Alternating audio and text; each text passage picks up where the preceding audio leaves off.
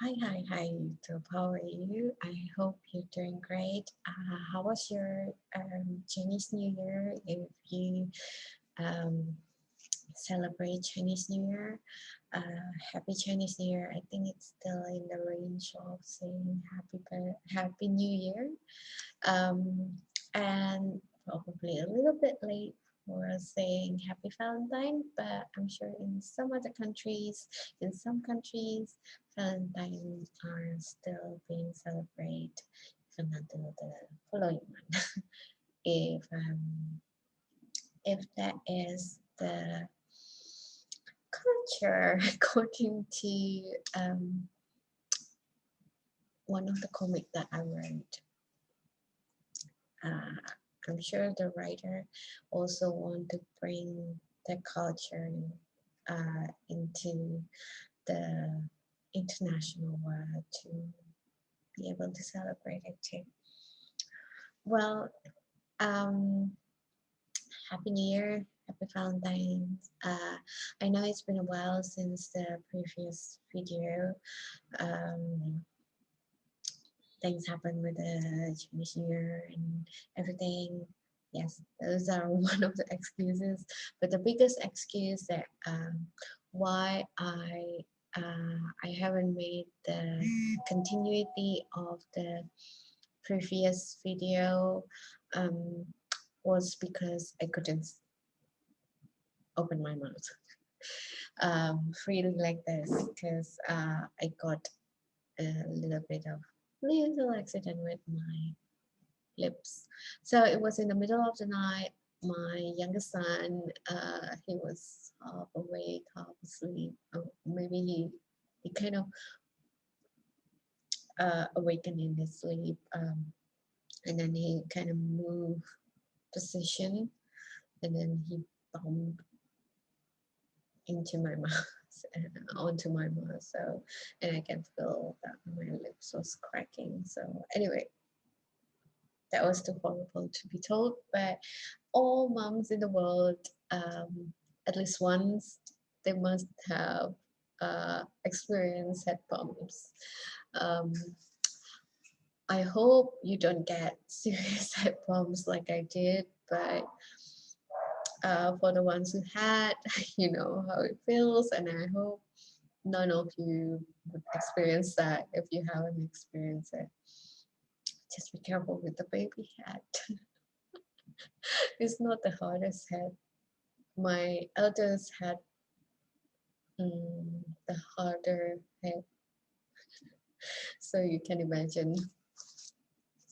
Anyway, I hope you had a great New Year and Valentine. And now I'm going to continue to read this book, which is The Magic of Thinking Big, second chapter, which is Cure Yourself of Excusitis, the Failure Disease. And we were reading about just a quick review. The four most common forms of excusitis. Number one is, but my health isn't good. Number two, but you've got to have brains to succeed. We all experience that. If you don't, that's great. That's fantastic. All right, now the third one, it's no use. I'm too old, or in the brackets, or too young.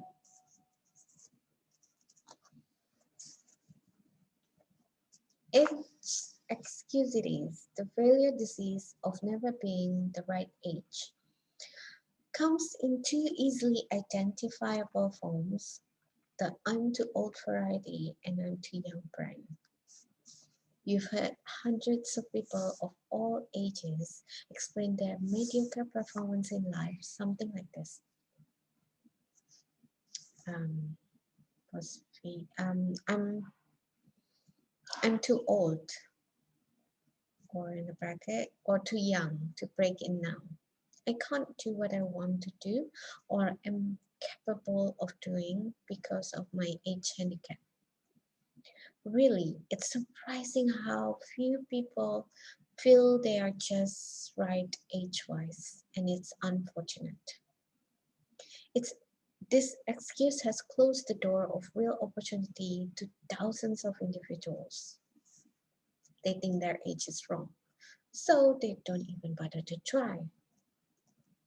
The I'm too old variety is the most common form of age excusitis. Excuse me. The I'm too old variety is the most common form of age excusitis. This disease is spread in subtle ways. TV fiction is produced about the big executive who lost his...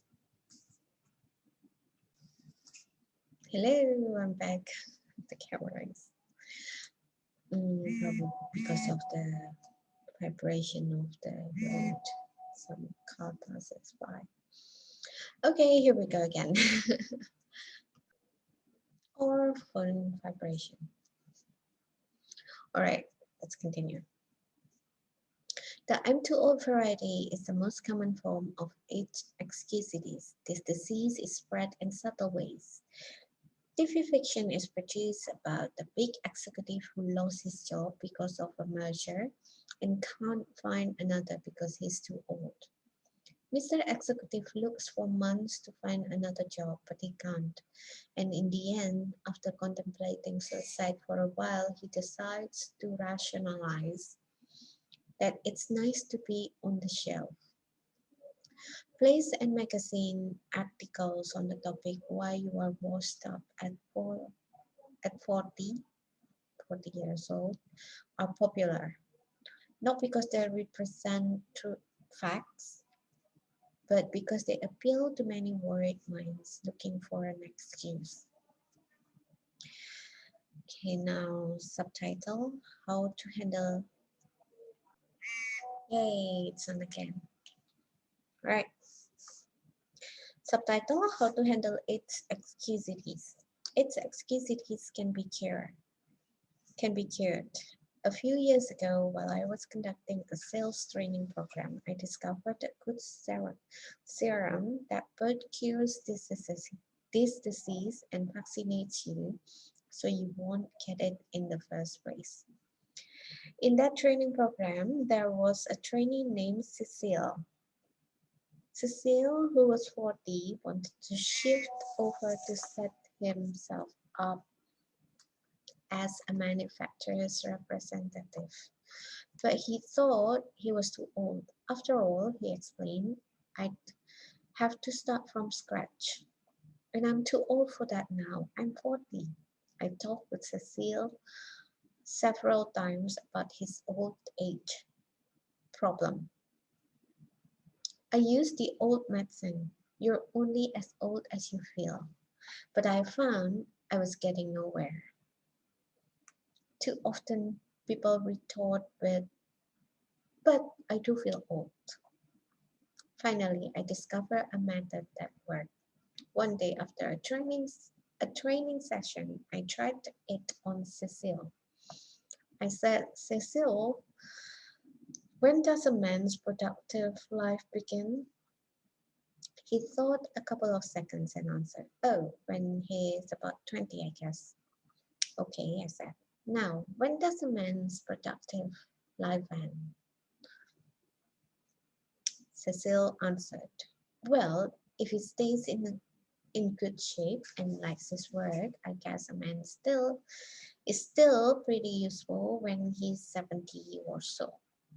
All right, I said. A lot of folks are highly productive after they reach 70. But let's agree with what you just said. A man's productive years stretch from 20 to 70. That's 50 years in between. Or half a century, Cecile. I said, you are 40. How many years of productive life have you spent? 20, he answered. And how many have you left? Or how many you have left? 30, he replied. In other words, Cecile, you haven't even reached the halfway point. You've used up only 40% of your productive years. I looked at Cecil and I realized he'd gotten the point. Of he was scared of its excusities. Cecil saw he still had many opportunities filled years left. He switched from thinking I'm already too old to I'm still young. Cecile now realized that how old we are is not important. It's one's attitude toward. Okay, I'm going to try to tap the camera. We're back. Okay. Cecile now realized that how old we are is not important. It's one's attitude toward age that makes it a blessing or a barricade. So be careful with this one. Curing yourself of age excusities often open doors to opportunities that you thought were locked tight. A relative of mine spent years doing many different things, selling, operating his own business, working in a bank, but he never quite found what he really wanted to do most. Finally, he concluded that the one thing he wanted more than anything else was to be a minister. But when he thought about it, he found he was too old. After all, he was 45, had 3 young children and little money. But fortunately, he mustered all of his strength and told himself, 45 or not, I'm going to be a minister. With tons of faith but little else, he enrolled in a 5-year ministerial training program in Wisconsin.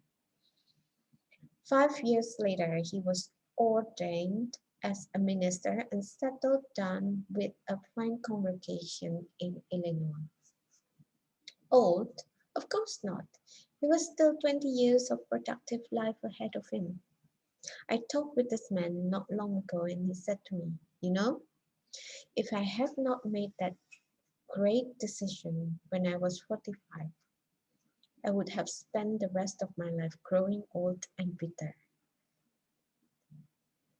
Okay, the camera is going off. Right, we're back. Okay, I would have spent the rest of my life. Right, we're back. Thank you, camera. All right. I'm going to repeat it again. Curing yourself of its excusity or often open doors to opportunity that you thought were locked tight. Okay, we've been going through that. Okay, let's see. Oh yeah, sorry, I ran to close the window and forgot which part we were on. Okay, I'm going back to the part that we left, all right, before the camera went off. Old? Of course not. He was still 20 years of productive life ahead of him. I talked with this man not long ago and he said to me, you know, if I had not made that great decision when I was 45, I would have spent the rest of my life growing old and bitter. Now I feel every bit as young as I did 20 years ago. And he almost looked it too. When you lick age excusities, the natural result is to gain the optimism of youth and feel of youth. When you beat down your fears of age limitations, you add years to your life as well as success. A former university colleague of mine provides an interesting angle on how age excusities was defeated. Bill was graduated from Harvard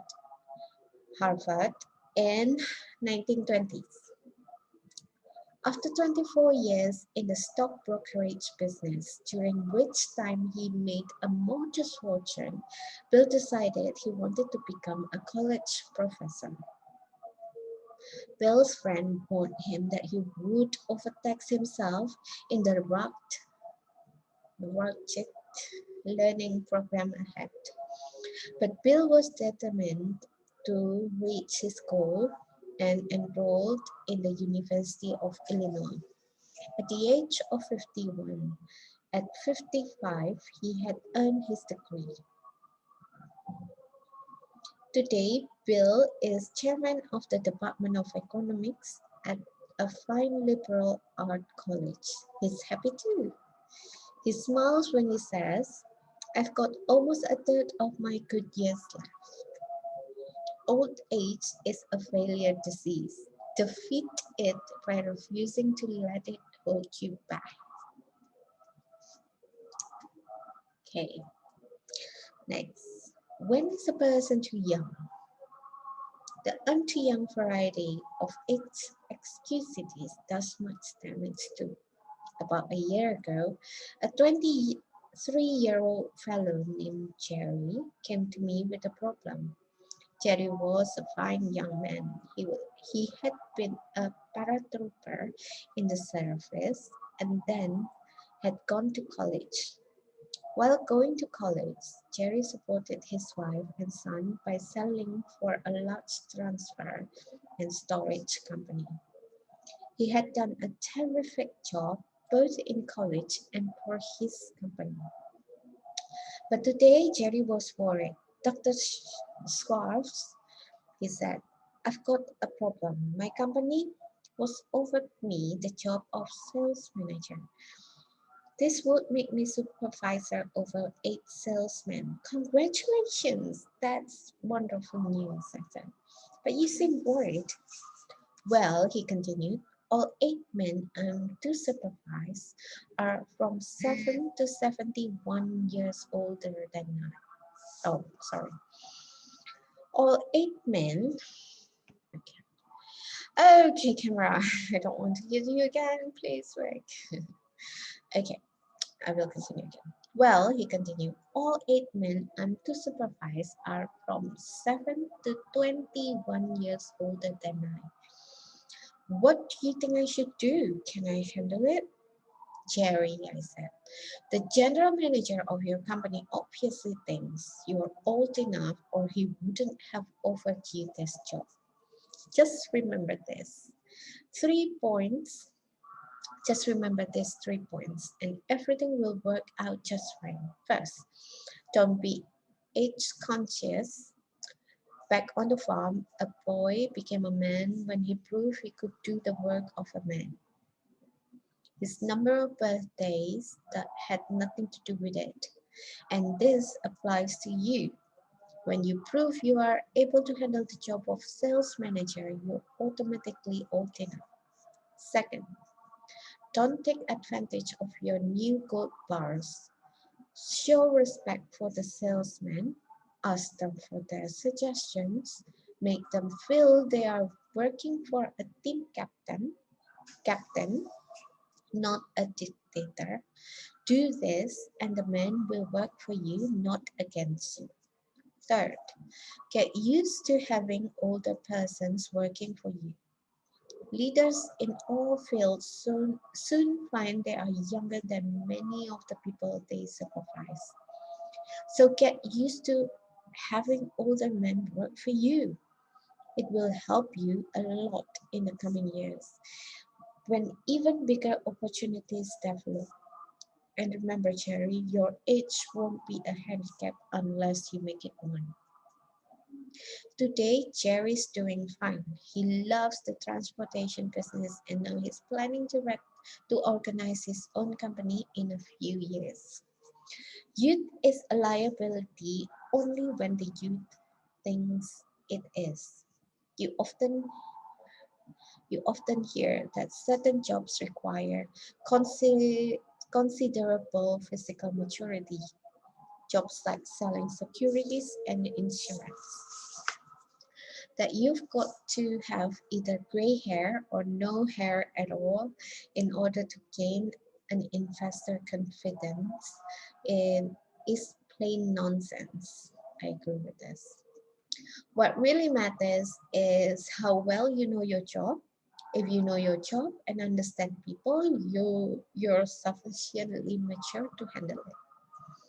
It has no real relation to ability unless you convince yourself that years alone will give you the stuff you need to make your mark. Many young people feel that they are being held back because of their youth. Now, it is true that another person in an organization who is insecure and job scared may try to block your way forward using age or some other reason. But the people who really count in the company will not. They will give you as much responsibility as they feel you can handle well. Demonstrate that you have ability and positive attitudes, and your youthfulness will be as considered an advantage. In quick recap, the cure for its excusitis is number one, look at your present age positively. Think I'm still young, not I'm already old. Practice looking forward to new horizons and gain the enthusiasm and the feel of youth. This works really well. Number two, compute how much productive time you have left. Remember, a person aged 30 still has 80% of his productive life ahead of him. And the 50-year-old still have a big 40%, the best 40% of his opportunity years left. Life is actually longer than most people think. Invest future time in doing what you really want to do.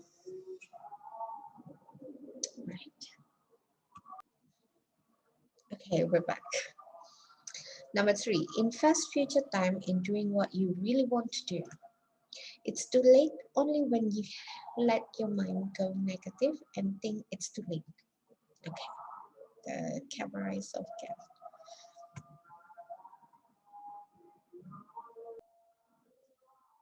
I go back. Okay, all right, let's continue. Number three is invest future time in doing what you really want to do. It's too late.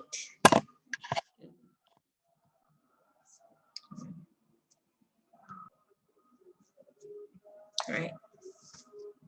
It's too late only when you let your mind go negative and think it's too late. Stop thinking. Okay. All right. Go back. It's going great. All right.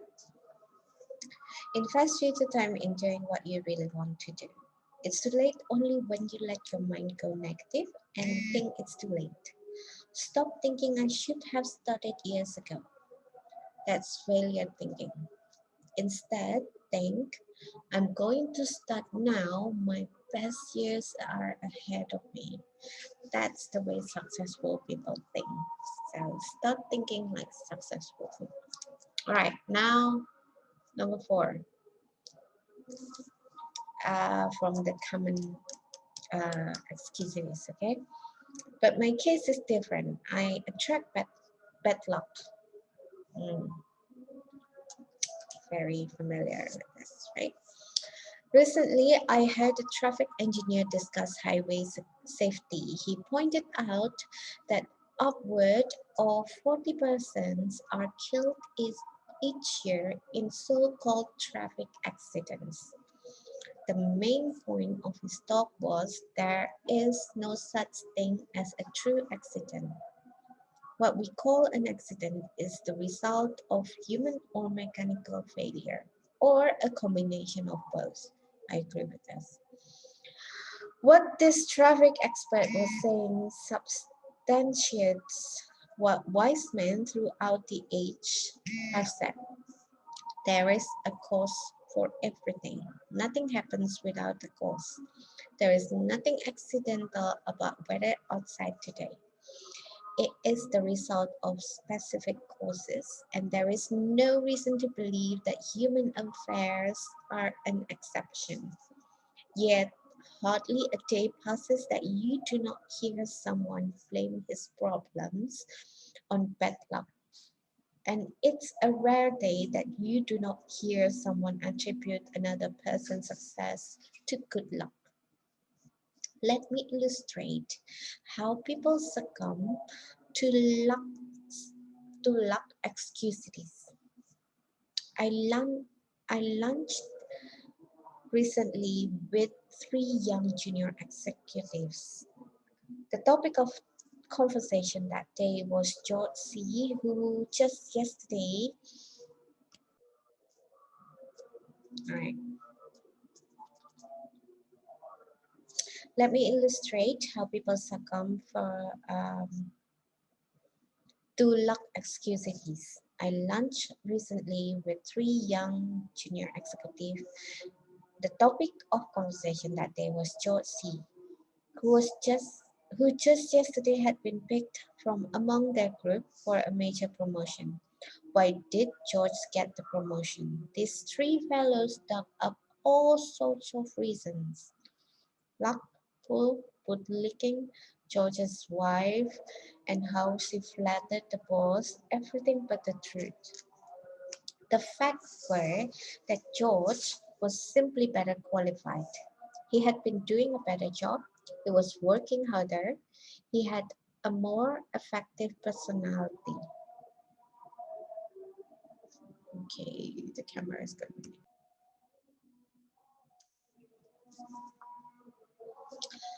Okay, he had a more effective personality.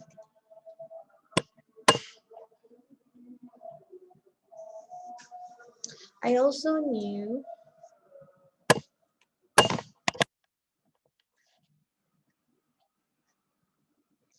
I also knew that the senior officers in the company had spent much time considering which one of the 4 hour would be one of the which one of the four would be promoted. My disillusioned friend should have realized that the top executives don't select major excusities by drawing names from a hat. Okay. I was talking about the seriousness of luck excusities.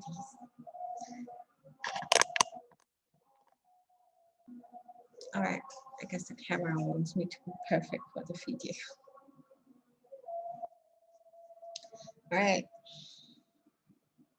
I was talking about the seriousness of luck excusities not long ago with a sales executive of a machine tool manufacturing company. He became excited about the problem and began to talk about his own experience with it. I've never heard it called that before, he said, but it is one of the most difficult problems every sales executive has to wrestle with. Just yesterday, a perfect example of what you're talking about happened in my company. One of the salesmen talked about 4 o'clock with a 112,000 US dollars order for machine tools. Another salesman whose volume is so low, was in the office or at the time. Hearing John tell the good news, he rather enviously congratulated him and then said, well, John, you're lucky again. Now, what the weak salesman won't accept is that luck had nothing to do with John's big order. John had been working on that customer for months. He had talked repeatedly to a half dozen people out there. John had stayed up nights figuring out exactly what was best for them. Then he got our engineers to make preliminary design of the equipment. John wasn't lucky. Unless you can call carefully planned work and patiently executed plans luck. Suppose luck were used to reorganize General Motors. If luck determined who does what and who goes where, every business in the nation would fall apart. Assume for a moment that General Motors were to be completely reorganized on the basis of luck. To carry out the reorganization, the names of all employees would be replaced in a barrel.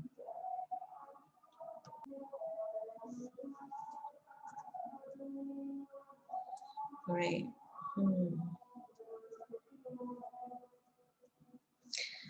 Right. To carry out the reorganization, the name of all employees will be placed in a barrel.